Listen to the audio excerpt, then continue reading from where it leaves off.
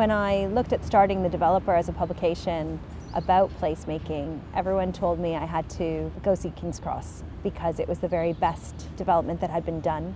It started to become a part of the city that people recognize as new and as special. At its heart is this new public space, Granary Square, which families go to on the weekend. In the summer, it's extremely popular. So what we found talking to the users of King's Cross is that they really value the quality of the spaces. Lots of groups of women will go out for drinks. I mean, it seems to be an environment that they really enjoy, and safety has a lot to do with that, or perceived safety. That's a real plus side of King's Cross, that it's a place where you want to bring your kids and you feel really safe there. There is a lot of questions around that idea of risk and who's making decisions on what is permissible and what isn't. And so it is possible that in making this, or in remaking the idea of King's Cross from a place that was seen as really dangerous to one that is seen as family friendly and safe, that the private management of it almost went a little bit too far in its risk-averse nature, and started to perhaps design communities out. All that said, it's a very beautiful part of the city. It really sparkles in the sunshine, and it has a lot of potential to change. It's really young as a piece of city, and it's only halfway done. I wanted to commission some independent research from an anthropological point of view, and I asked Nitasha Kapoor, who's done research for Transport for London and other organizations, to come to King's Cross and to talk to the people who use it, people who had a conflicted relationship. Most of them really loved being in the space and appreciated the quality of the environment, but also had found that they were somehow challenged by the space, that there were aspects of it that made them feel uncomfortable. I thought that was really interesting, and that we could learn more from that conflicted relationship.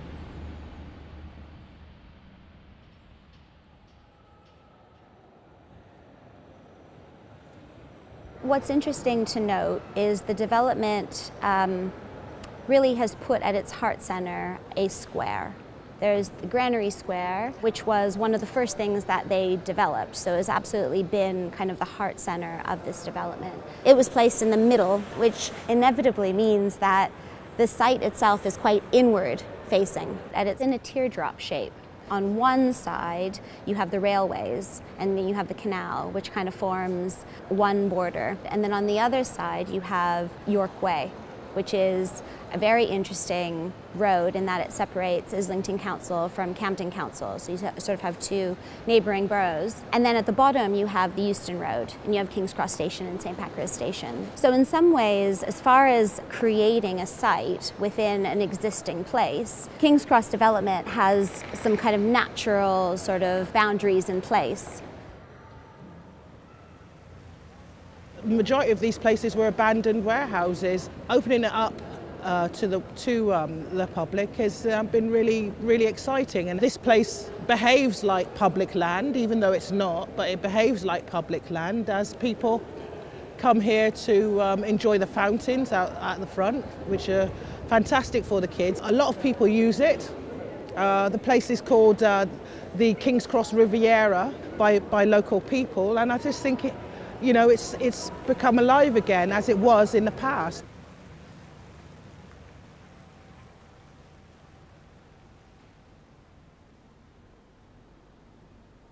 We started planning this in 2001. We started developing it on site in 2007. We're now 11 years on. There's probably another 5 years left to go. We're only just over half built, actually, in terms of floor space. We're more built than that in terms of public realm. But in terms of actual buildings, offices and homes and everything, we're actually just over half, and Cold Drops has only just opened. And so we're still actually a work in progress at King's Cross, whereas some other places we're compared to, in terms of that civic quality, if you like, are obviously much more established. That said, I'm hugely proud of what we have here. It's delivered a step change in the safety and cleanliness of a place. It's made it more accessible and more friendly, more welcoming to a wide variety of people. It's provided new social facilities, new public realm. It's allowed a new economic activity to take place. And if you come to King's Cross at the weekend, it's buzzing. You know, people like to come here, spend time here. The restaurants are busy, there's chatter, there's a variety of people, not necessarily all of life, but there's a wide variety of people in Granary Square and the other public spaces. But these places like King's Cross on the edge of the central area are effectively always about trying to accommodate those world city functions, which are how London grows economically, but at the same time reconciling that with the more neighbourhood aspect of housing and the civic and the social facilities and so on. So for example, the fact that we opened a two-form entry primary school and co-located it with a school for deaf children, Frank Barnes, has brought something hugely positive and dynamic to King's Cross. What we find by doing an analysis of who's using the space, by and large, it is a middle-class group of people, largely attracted to the types of shops and retail environments that are here, but also the types of businesses that these people are working in. So we have the Guardian neighbouring the development, we have the Google offices here, that type of office environment. It's no secret that those businesses have diversity issues. And so the types of workers that we find using the services here reflects that. Furthermore, we don't find much evidence of the existing communities using the spaces on a day-to-day basis. There's nowhere affordable to go to eat. And even the spaces that are free common space where people go, for example, like there's the grassy bit outside Waitrose where, in the summer it's always full of students. But in the 5 years since I've been here, now it's like mostly suits. As all of the office buildings have started to open up and as Google's moved in, and you kind of increasingly feel like weirdly out of place and idiosyncratic. The King's Cross development wants an art school here because like having like a sort of edgy, radical art school in development gives them a certain amount of credibility. It is a very weird experience to constantly have people walking past and looking in, and like people have had photos taken of their work. People call it the fishbowl, like that we're in the sort of art student aquarium. Some people have definitely been making work that kind of looks out again, that uses the windows as a way of questioning this idea that we should necessarily be like a kind of living advert.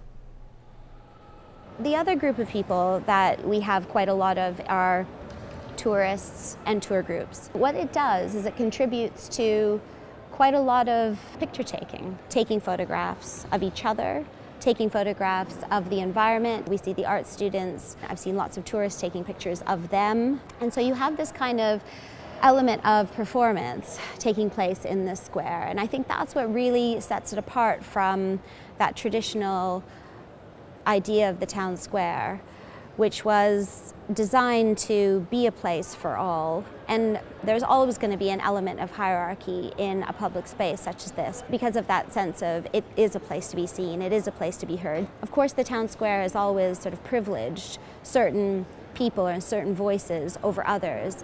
But that said, we see sort of a hyper example of that in Granary Square due to the kind of perfection of it, due to the types of retail experiences that you can have here.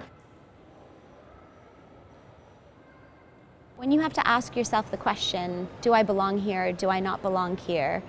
It's kind of part and parcel of the underlying way that this space has been built and how it contrasts to other public spaces, or traditionally how public spaces have been thought about, conceived, and enjoyed by the public. And it just points to the fact that this is private land, and while it's being used in a public way, it's still managed in a very private way.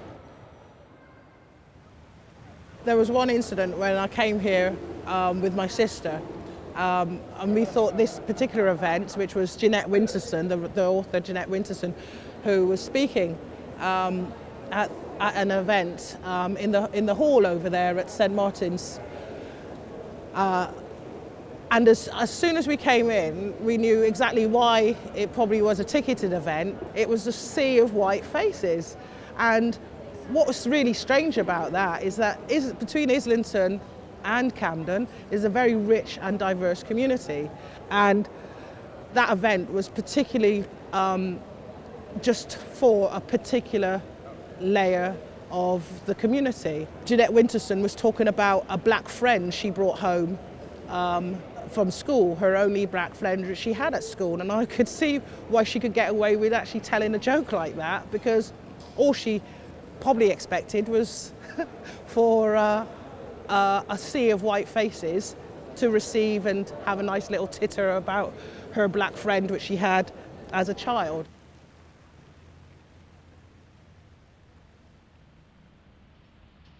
Argent has done a lot of community engagement since the beginning of the project, and I met the event manager and she talked about how they were putting on events to draw different communities in to find the place, and that they had Diwali celebrations and Eid, and she talked about how they put on a reggae roast as well, with loads of Afro-Caribbean food, and she said 4,000 people came out and it was brilliant, but also really loud reggae music. And she said it was really the first time she felt like the black community was there and embracing King's Cross. But they got a lot of noise complaints, and she said they used to joke that it was a bit too much for Argent, and they never put it on again.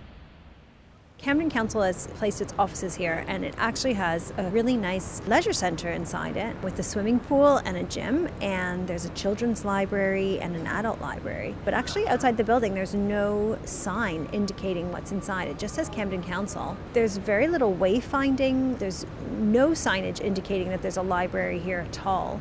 And when you see the building from the outside, you have no idea that there are public facilities within it. We always try and bring stretch into our offer, so whether that's the retail offer and the price points of different food offers. That includes, permanent restaurants, but also the street food and also the other offers that are around and about in terms of the housing offer, including expensive housing and less expensive housing, and housing working with partners such as registered providers and charities such as Dolphin Living. We want to try and reach to all ends of the spectrum, ideally, and we want people of all incomes, types, colours and creeds and so on to feel welcome at King's Cross. Part of that is just about having a tone of being welcoming to everyone. I do think there's a wide variety of people that come to King's Cross. I think the University of the Arts helped set a tone. I don't pretend necessarily that we have everyone, but we try and make everyone feel welcome, and I do think there is real diversity in the people that spend time here, live here and work here. I don't think the test of a good place is does every single person who might live in that city go to that particular location. I'm not sure that's the right way of looking at it, but we certainly do talk a lot about having a broad offer and being welcoming to as many people as possible.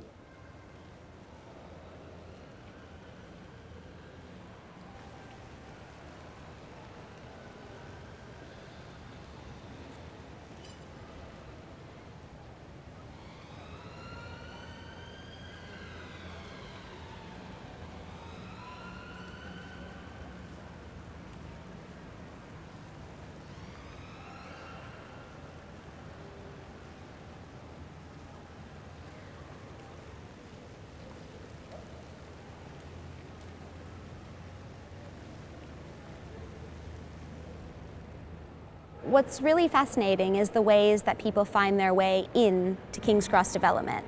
And so there tends to be two main footpaths that people take. So you're either coming in through King's Cross Station, or you are potentially coming in through York Way.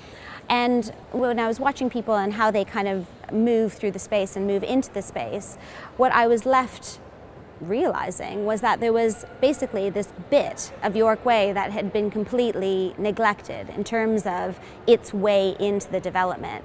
So much so that there is a block of flats that has been built, an 8-story block of flats that has been built directly between one side of York Way and the development with no ways through. There's a string of shops that's right there. They're kind of serving the community for everyday sort of needs. And this string of shops on York Way, just on the other side of the canal, just on the other side of the bridge and the Guardian, has very much been left behind. You can see it by the way that their public spaces are being cleaned, are being, the bins aren't emptied. They often have to do that themselves. It's night and day. There's something about the edge that's very important to consider when designing new places.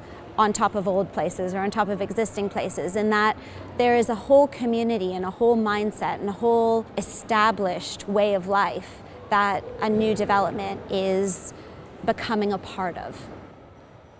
My name's Yunus Aslan. I'm running a kebab takeaway shop. We've been in this community like for a very long time.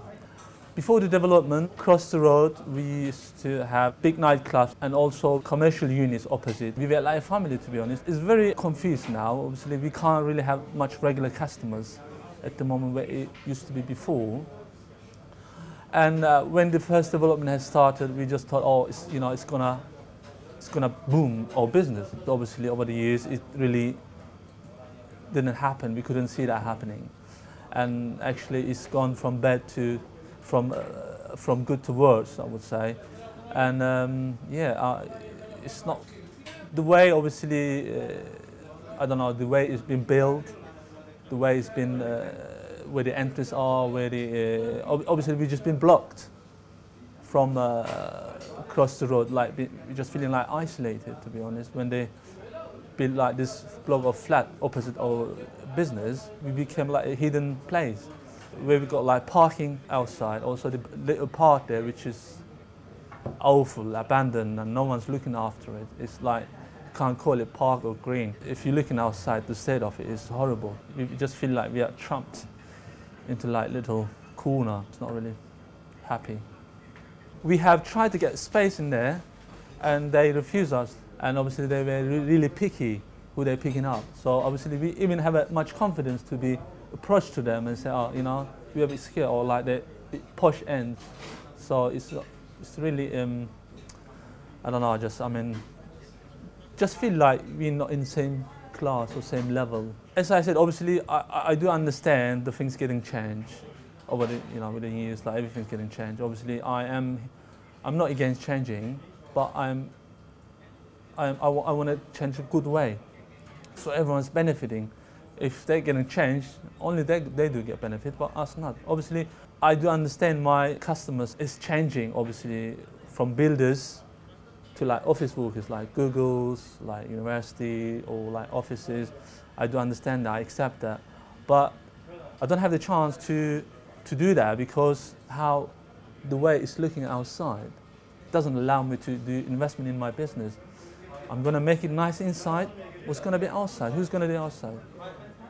No one's, the office workers, they don't want to just come here to the filthy place where we got like bad payment, the parking is problem, the park opposite is like, it's full of rubbish.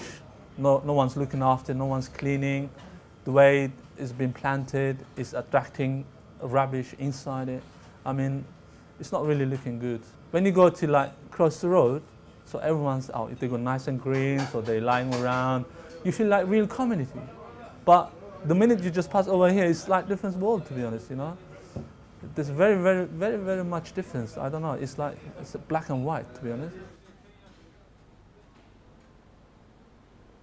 We worked very hard on the master plan to actually integrate the street network with that eastern side along York Way into what is Islington. The boundary is actually down the middle of York Way between Camden and Islington. But the fact that there's an ownership change, does make a difference. We don't obviously have control over bits of land that we don't control. And we're always very happy to work with anybody that wants to sit down with us and say, hey, let's think about that entrance and let's change it.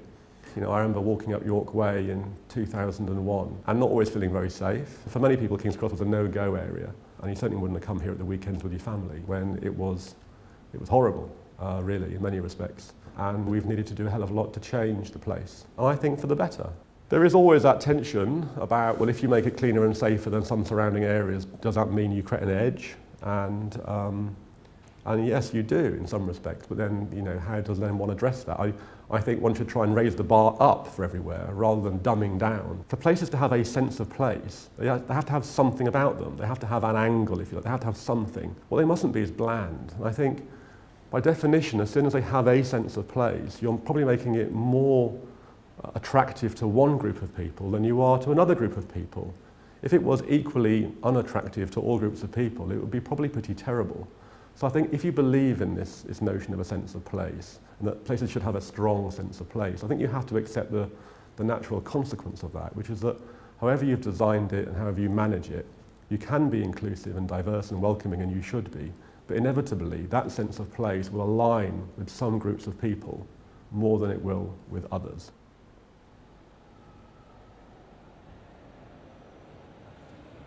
I think King's Cross development at the moment is an assemblage of people. I think there are people who are finding themselves here. There are bodies that come to King's Cross for a variety of reasons, and for that matter, there is a mix of types of people, but it is not a community in the true sense of the word when you understand it to mean a group of people who are supporting each other and who are there for each other and you turn to when you need them. It takes time, and it's very difficult to do. Community is a very fragile concept, and it's something that is increasingly under threat as we continue to redevelop places. You know, it can be done well and it can be done poorly. As Richard Sennett has put very clearly in all his work of community organizing and sitting in meetings with very different groups of people and trying to have them come up with, you know, what they have in common, sometimes that just doesn't happen. It just doesn't exist. And maybe the best that we can do is try and create some spaces where they do just naturally find themselves side by side with somebody very different to who they are, and see what comes.